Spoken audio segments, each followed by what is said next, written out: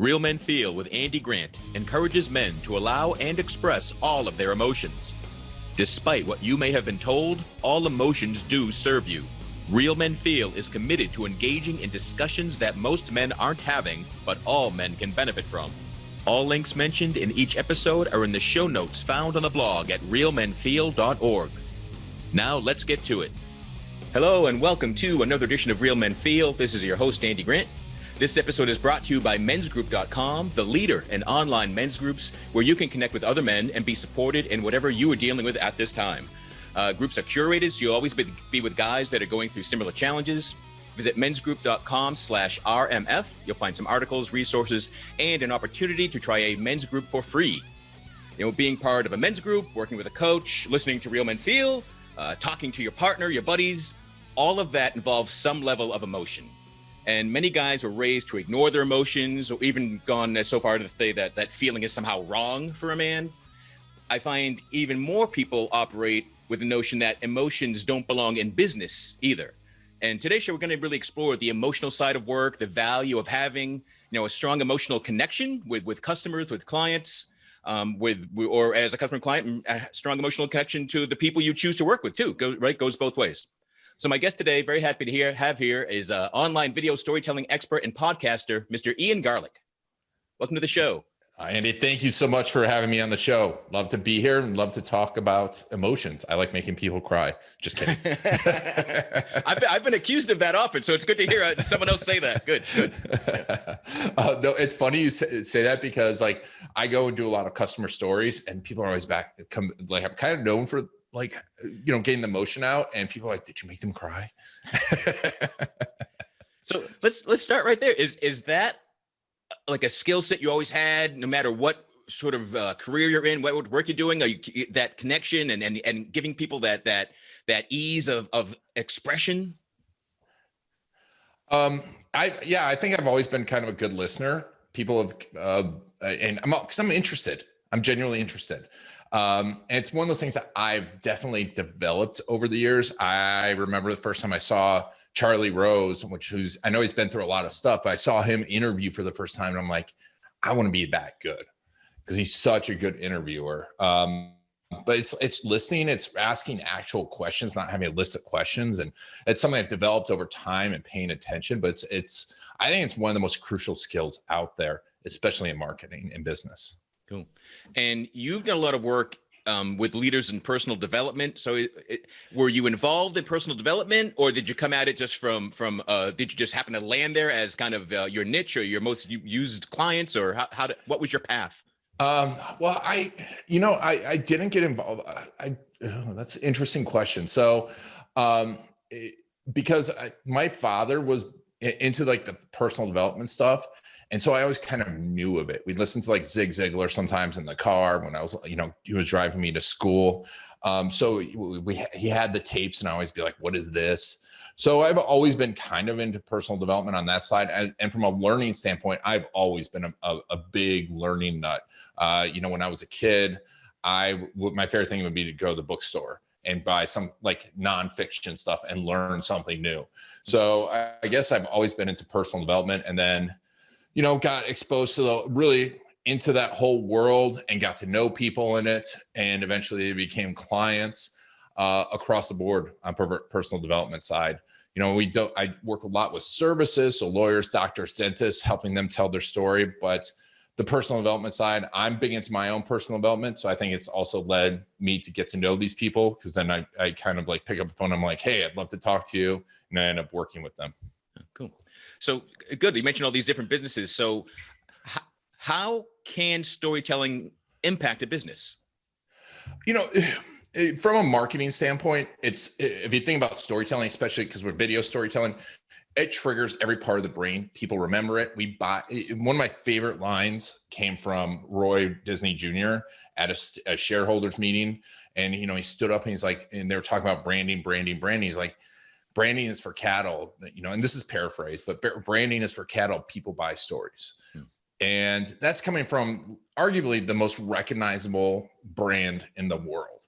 And storytelling, it evokes emotion. It evokes feeling. from a science standpoint, I have a podcast too, and I always go out to the best people. And there's this guy, Dr. Paul Zak. He's an amazing, he invented this thing called neuroeconomics, or discovered it. I don't know what you want to call it. But, he showed actually the power of storytelling from a science standpoint, and well-told stories, especially on video, evoke a chemical response. And that chemical response actually leads to higher empathy, increased cortisol and oxytocin levels. And that higher empathy leads to stronger decision-making.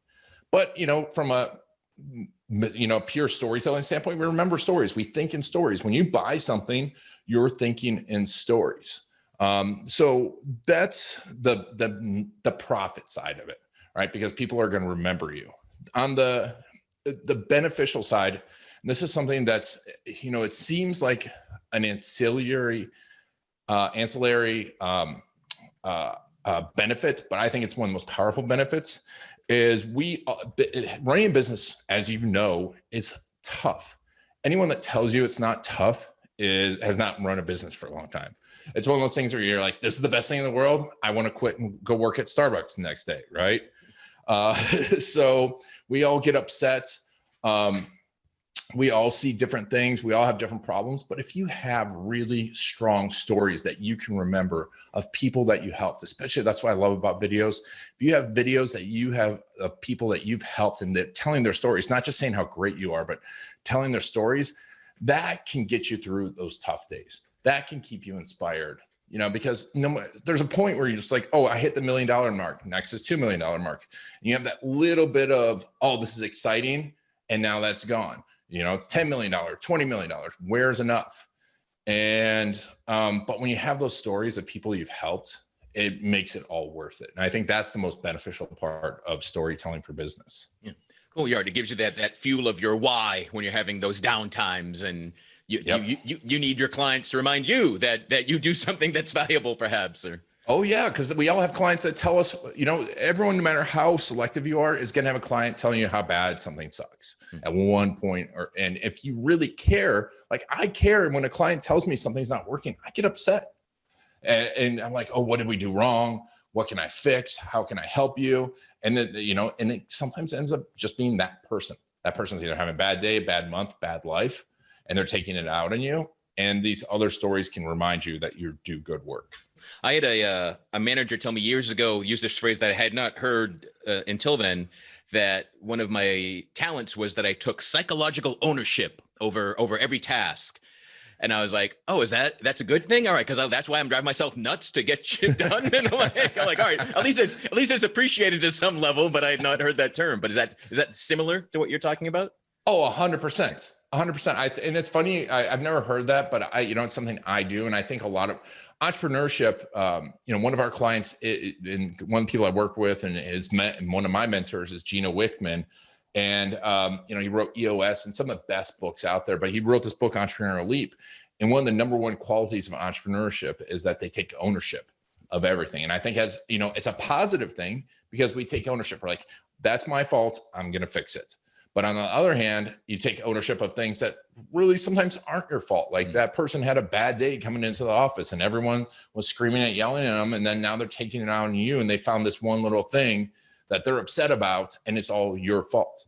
But being an entrepreneur, you take that, like you just said, psychological ownership of it and we internalize it. And, coming back to the feelings, when you internalize stuff like that, it wears on you no matter how strong you are. Yeah, that's something like I've learned this, and I've guided many clients through this idea of again, taking ownership, taking responsibility doesn't mean blame, right? Without taking ownership and responsibility, you can't change anything. But a lot of people, we're used to just blaming ourselves or judging, and it's like taking only the negative aspect of ownership. Oh yeah, it's so easy to do that. It's so easy, and once you go down that negative path, you keep going down it and going down it and going down it, and it's easy to get into that blame cycle. It's easy to get into that victim cycle. And I think we all do it, and we have to have a path out, especially as entrepreneurs, because it's lonely. It is a lonely, lonely thing to be an entrepreneur, no matter how many people are in your company, because it's always coming back to you. And how is the pandemic impacting your business in 2020 and the people that you're serving? Well, I hate to say it, but it's been great. That's great. I mean, it's good. I mean, because it was everything that 10 years ago when we really started the business, I saw video as transforming how we connect with our ideal clients and how we find people that we want to work with. And we can connect with them on a much better scale, on a much bigger scale, because we move from having this 30-second soundbite or this little clip of an ad that can, and we think we're all fighting from the same person, to be able to connect with the exact people we want. Fast forward 10 years, I'd been pushing video. And I was looking, 3-4 years out, everything's going to go video. But guess what happened is this just accelerated everything. All of a sudden, my 6-year-old son is a Zoom expert. He knows what breakout rooms are. Whereas, I would say 75% of the population had no idea what Zoom was in January of 2020. Yeah. As you help craft stories and get the people you work with to express themselves more freely and get some emotion, do you find yourself still learning from people as you pull stories out of them? Every single time, and our process is designed around that, because I learned early on that I could have 8,000 marketing meetings with you. And I see this problem all the time. Like, hey, let's hop in a marketing meeting, and you get in marketing speak, and it's like a 5-hour marketing meeting. Everyone's talking like their marketing ideas. And most people don't know what's really going to work in marketing, even the best. The best marketers, I know the best ones. And they're like, I know maybe 40% of the time the right answer, but I know how to test it. But then I get in front of a client and interview them, and every single time there's like a bunch of stuff that they've, and we're having this conversation. There's stuff that they never, ever talked about in these marketing meetings that comes out, and great stories, and always something new. And then when you interview your customers, we all think we know what our customers want and they need, and we'll get testimonials from them. But if you spend time really interviewing your customers, having someone doing it, you are going to get the best stories. You're going to learn, like keyword research. I had this happen with a client. We did days of keyword research. Like literally someone was spending days on their keyword research, which is a lot of time. And, they've been in business for 15, 20 years. And then we get in front of it and I start interviewing their clients, and like 4 or 5 keywords popped up constantly that these people start talking about that didn't show up anywhere. Mm-hmm. So from a technical standpoint, you find that, but then you also find those emotional triggers. Where did these people, where was the turning point for these people? We all think we know that stuff, but that's where you need to spend time getting those customer stories, because it always, every single time, if it's interviewed right, I find something out. Yeah, I get that. I mean, it's kind of the human side of technology. Yep. And the data, the flat data might show what people are searching for most, but when you actually talk to someone, it's something that they don't even report as searching for it, but like that lived experience of them telling their story and being open and authentic and discovering, even better keywords or speaking their language or whatever you want to call it. Yeah. Well, we have to get past the masks, right? I forget who talks about this, but we all put on this whole, and like you know this, they talk about, we have this facade as business owners of strength, or this is what people want to hear. If you ask someone for a testimonial, this is what people want to hear. But if you get past that and you have to dig with the questions, you're going to find some really interesting stuff out that will transform your business, transform your life, and transform the way you feel. Anytime I'm talking to someone in business and about marketing, I always want to like, how do you define marketing? What does it even mean? That's a great question. That is an awesome question, because I think most people define it the wrong way. Most people define marketing as advertising, which is a subset of marketing. Advertising is putting an ad out there, driving traffic, getting business. To me, marketing is just portraying the value of taking an action. And that is just instilling value of action. And so, it could be a business. Right now I'm reading Jenna Fisher's book. I think it's called An Actor's Life. It's about how to be an actor. I don't want to be an actor. It's just one of those things I like to study different stuff. And, for actors, auditioning is marketing, right? There's no transaction there, but it is marketing. It's portraying the value of working with you. And that's the big key to understand marketing. When you make that shift, it's just portraying the value of taking the next action, next step. That will transform your marketing, because you won't be trying to sell everyone. You're just trying to help them realize what the next step is and what's the value of it to them. Cool. I like that. Yeah, I see a lot of people, especially a lot of entrepreneurs, will get into something, they're passionate, they're excited about it, and the marketing might come easier, but then they think there's this hard shift into sales, and now I drop my story, I close up and I'm like, oh, now it's $9.95, click here now, and then they kind of freeze, they lose their humanity. Even is that something that you see? Oh, all the time. All the time. The second someone tries to be marketing, that happens. We're going to go for the sell. I got to go for the sell. But if you portray enough value of working with you, people want to give you, if you're an authority, they want to give you their money, right? They want to work with you. They will ask you, what's the next step? I get that all the time from our clients. And then we help our clients get that. And they're like, man, I would just, one of our clients just said to me the other day, is like, people just, I used to have to do this whole closing procedure, and people hopped on the phone with me like, no, we watched all your videos. I'm just ready to work with you now. And it's like, how much is this going to be? And because they've portrayed so much value ahead of time that it's a logical next step. Yeah, it's really the idea of give away your best stuff, and don't be afraid of don't hold things back, and just have teasers per se, because if it's people like, wow, if I'm getting this much value from this free video per se, let's say, imagine if I, buy the program, the course, whatever else is there, is that there must be even more value. Yeah. If you can give away the entire value of working with you in 20, 30 minutes, you need to work on what you're selling. When we talked about being on the show, you had mentioned the curse of the expert. So yes. Could you define that for me? So I think there's a lot of people that define that in different ways. I define the curse of the expert is you think that, well, there's a few different, first of all, you think that people are buying your quote unquote expertise, you being the best. So you have to get marginally better.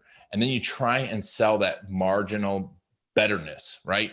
You just learn this new coaching technique. I just learned these 3 questions that are going to transform your life.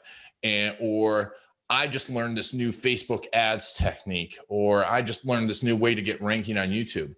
And that might get people's attention. But in the end, we need to sell the core transformation, right? And really talk to the person. A lot of times the things that we do that are the simplest, that we feel are not the expertise, are things that people really buy, those fundamentals that we are just really good at.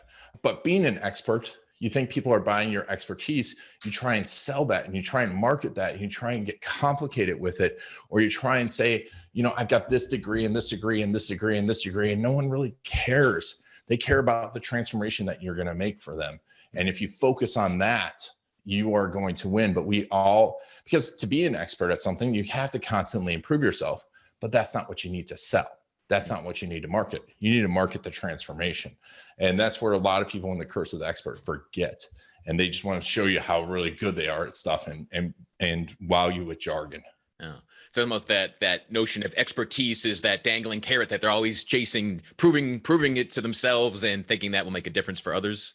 Yeah, I see it. And, it's from an emotional standpoint too, and feeling, it's this really bad cycle I see in every service industry is that, hey, we're all going to get better. I see this in lawyers, like, hey, I'm a better lawyer than that person, or I'm a better lawyer than that person. I'm a better lawyer. And like, and that's what's going to make my business grow.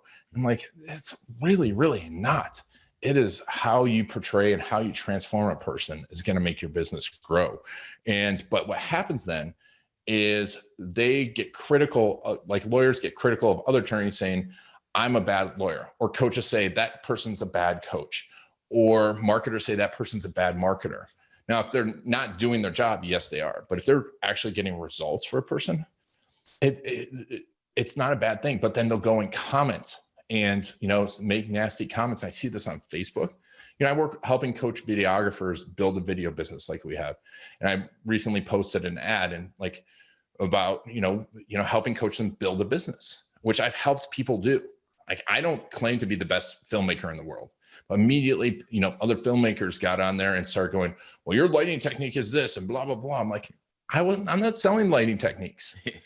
But by doing that, when we start to say I'm an expert and you start to criticize other people, you internalize that and it prevents your growth. So, and when Michael Port, I think Michael Port was the one who told me this first time, you need to be a critic or a creator. You can't be both. Right. Yeah. Yeah. No, that's definitely my experience too. And it brings to my mind the notion of perfectionism, and that a perfectionist isn't really a perfectionist. They see what's wrong. They're an imperfectionist. They're only seeing, nope, not good enough, not good enough, not good enough. And that energy, like that doesn't help a business grow or flourish or help you be authentic and connect emotionally to your potential clients and customers either. Oh, 100%. I mean, I don't know. Let me get, if I get a t-shirt in here for you. I mean, I'm wearing it, but this is our company slogan, and it's version done is better than version none. Oh, yeah. And that's exactly it. I mean, we didn't prep this ahead of time, folks, but it's true. It's because that perfectionism, that I'm not a good enough expert. I've seen that stop so many businesses. Yeah. Like, I've got to learn this one more thing to help people. And the whole thing is just being marginally better than the person you're helping will help them, because you can help, and it actually helps them more. But being too far ahead of them, if someone's starting a business right now and you have no experience in business, you going to work with Gary Vaynerchuk as your entrepreneur coach probably would be the worst thing possible for you, because he's so far past you. He's not going to be able to help you. Right. So, it's an important thing to realize, is that, that perfectionism is killing you. Yeah.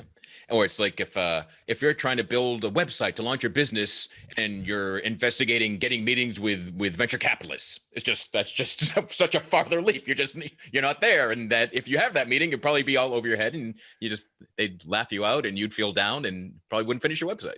100%. 100%. Yeah. I see so many people waste. My two pet peeves is wasting time on website design and logos. Yeah. It's like, get it out there. You can change your logo 1,000 times. No one's ever going to remember. Right. Yeah. Especially, I mean, it's been true since the birth of the web, but no website is done.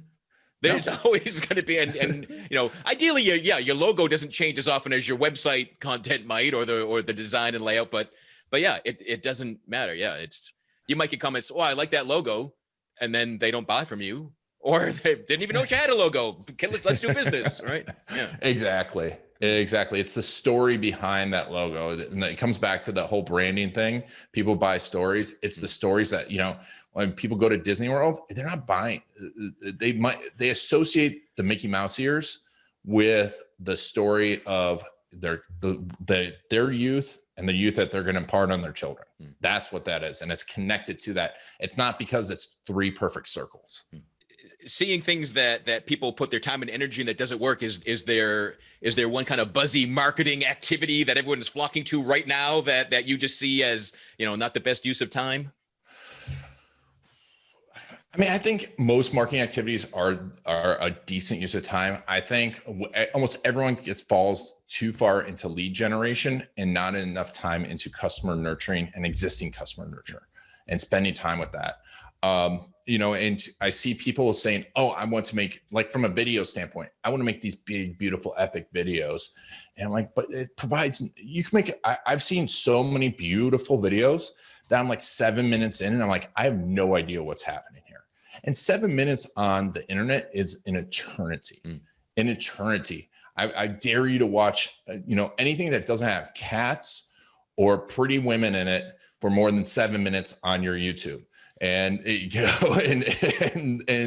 that's the thing I see happen the most, is now with video, everyone's flocking to video, but they're not putting value into it. I think that's one of the big ones.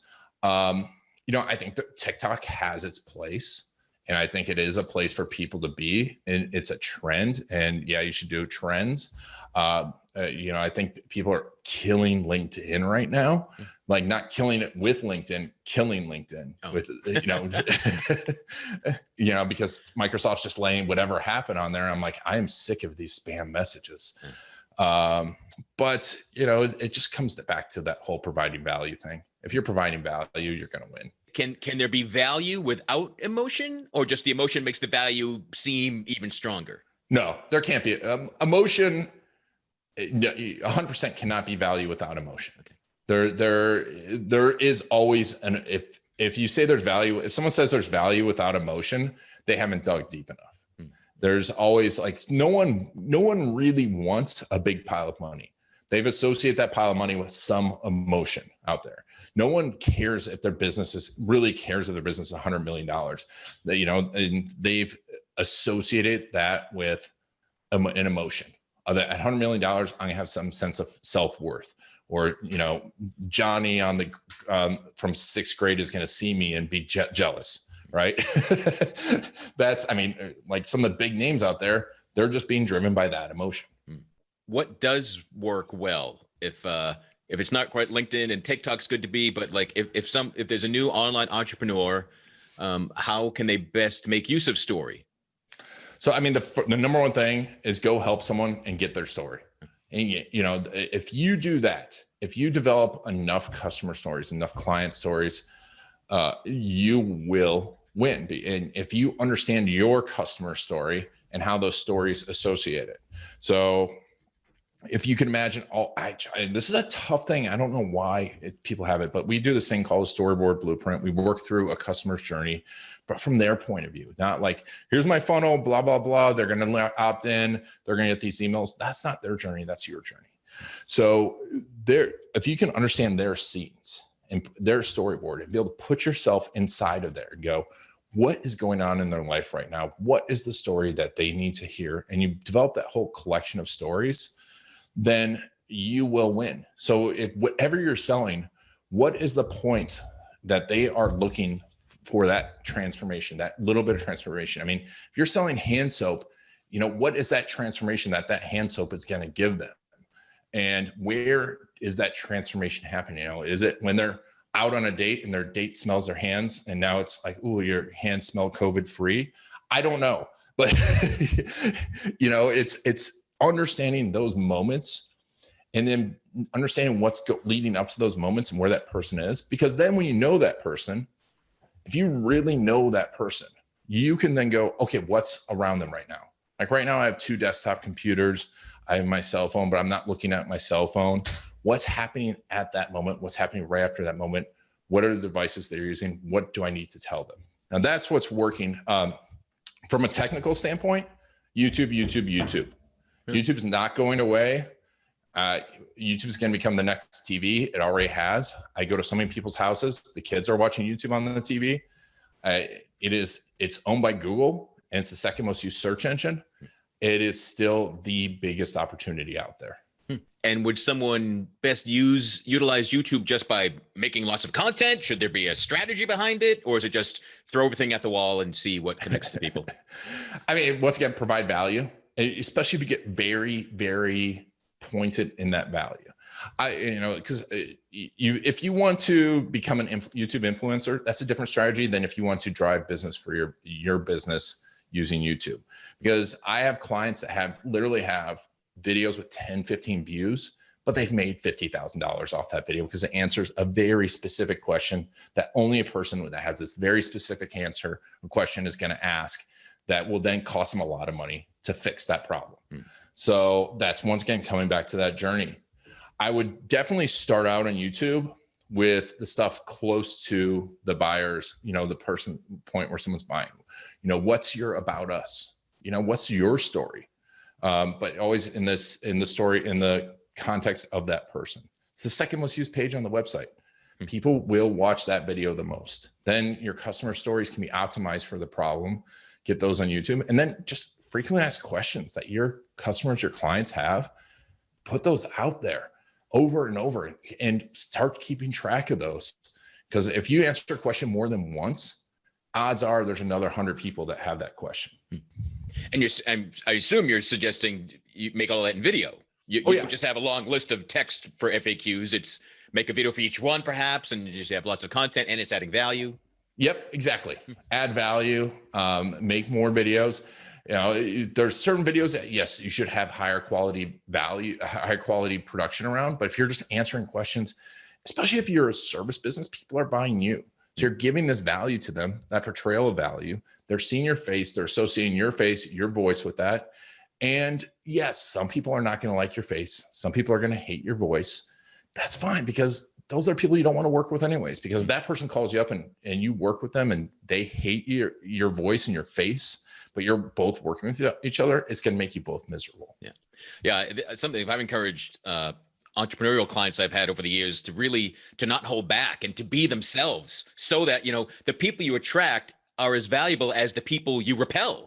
Because you're not wasting your time, and nobody wants a successful business of clients they can't stand, right? If just, I can't even think of a specific example to what that would be. But if you, what we talked about earlier, if you are trying to connect with people behind a mask, not a COVID mask, but a mask of your false bravado or your expertise or all the degrees or whatever it is to cover up who you really are, like you're about us and why you do what you do, then you're going to meet people that are fake and not comfortable and hiding behind their own masks, and it doesn't really work for anybody, I find. Exactly. You're 100% right. You're 100% right. And that's the beauty of doing all this, is you can work with the people you love. I mean, at the end of the day, all the money in the world, yes, you'll have other stuff, but you're spending time with people, and you want to be around the right people because it brings you back to that emotion. The right people are going to fulfill you. The wrong people are going to make you miserable, no matter what you're doing and how much money you're making. It's just not going to be worth it.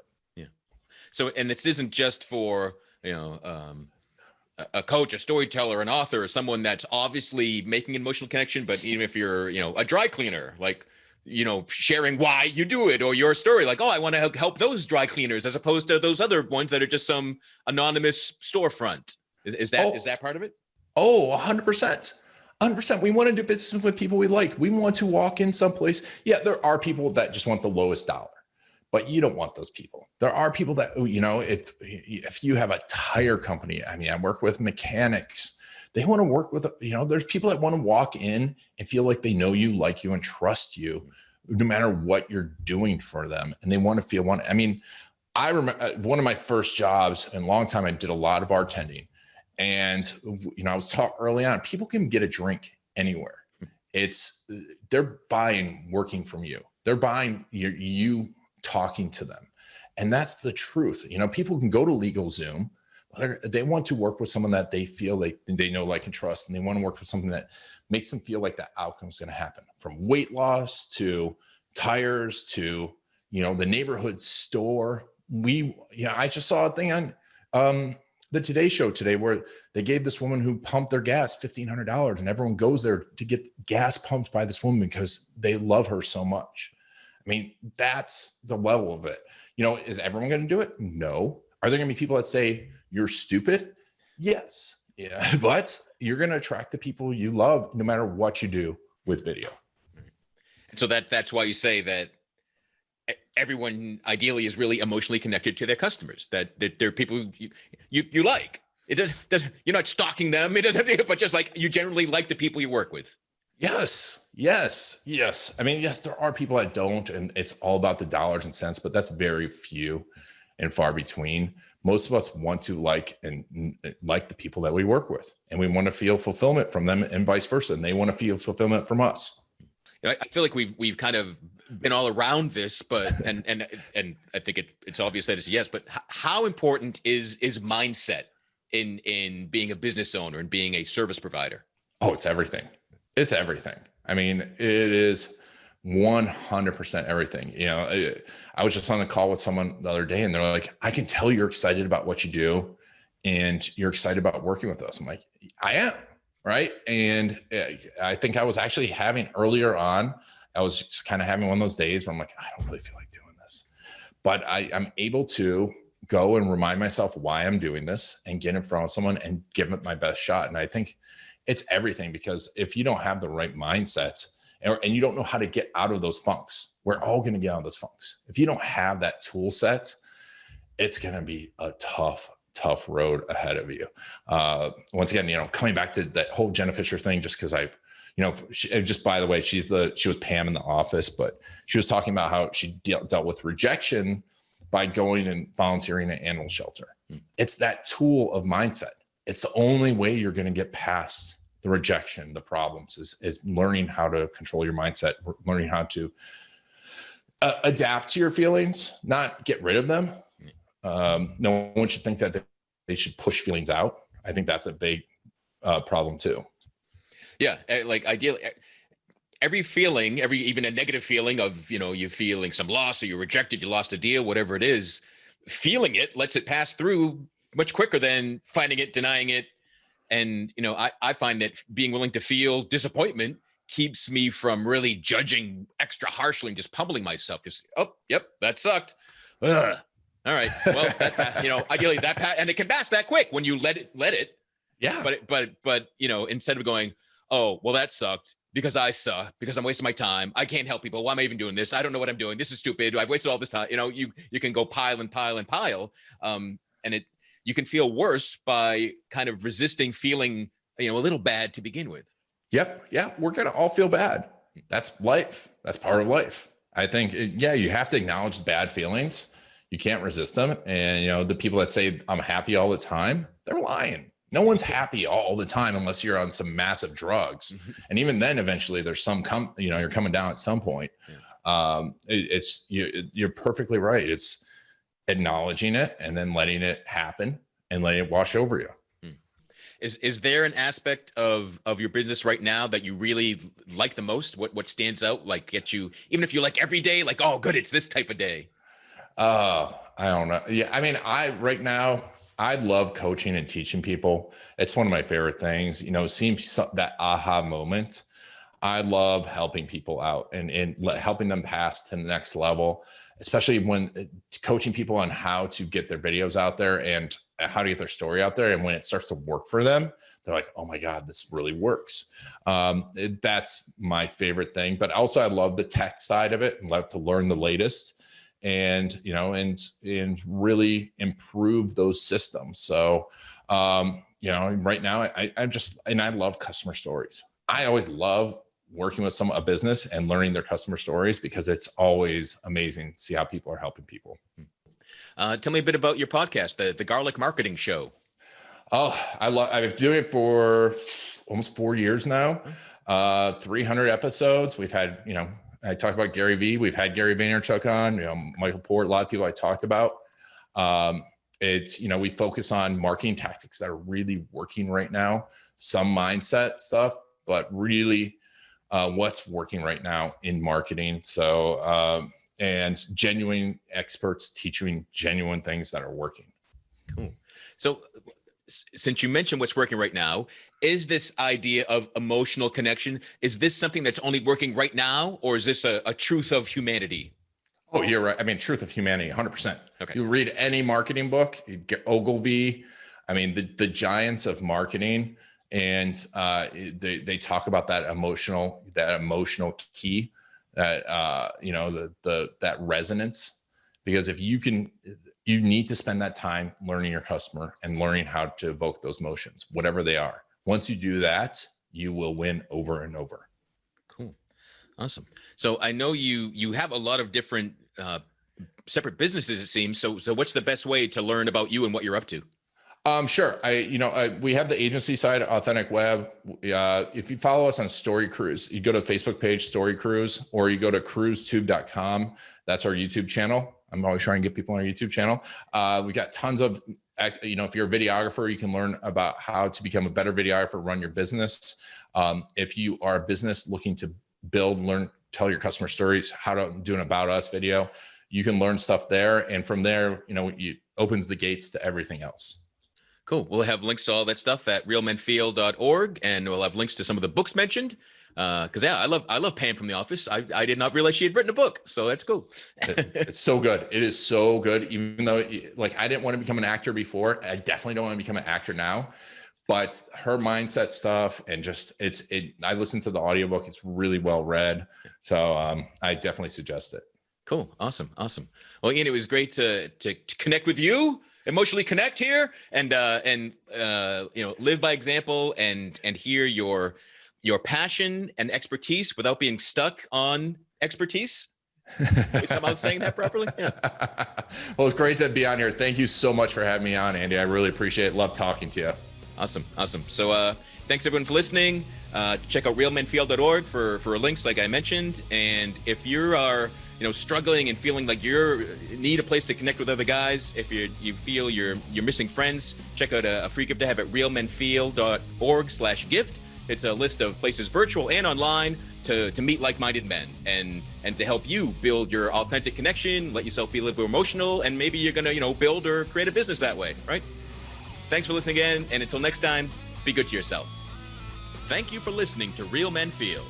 Contact us at realmenfeel@gmail.com. Learn more about author, coach, and healer Andy Grant at theandygrant.com.